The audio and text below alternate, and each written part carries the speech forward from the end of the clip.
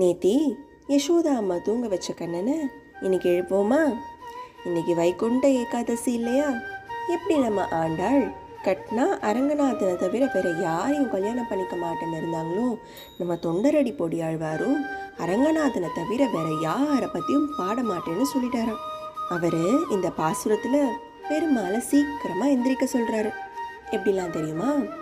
சூரியன் கிழக்கில் உதயமாயாச்சு, பொழுதும் விடிஞ்சாச்சு, மலர்கள் எல்லாம் பூத்து குலுங்குது, 30 முக்கோடி தேவர்களும் உன்னை பார்க்க ஓடோடி வந்திருக்காங்கப்பா.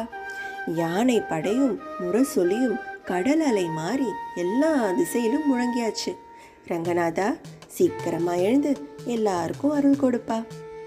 கதிரவன் புனதிசை சிகரம் வந்தணைதான், கனையிருள்ள கன்றது காலையம் பொழுதாய், மதுவிரிதொழுகின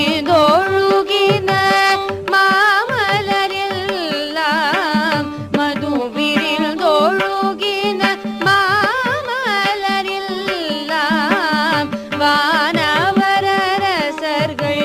வந்து வந்து ஈடி எதிர் திசை நிறைந்தனர், இவரோடும் பூந்த இருங்கலிற்றிடமும்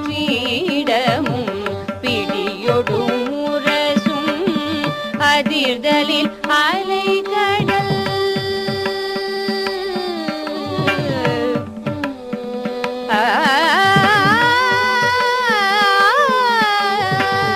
அதிர்தலில் அலை கடல் போன்றுள்ளதெங்கும், அதிர்தலில் அலை கடல் போன்றுள்ளதெங்கும், அரங்கத்தம்மா பள்ளி எழுந்தருளாயே, அரங்கத்தம்மா பள்ளி எழுந்த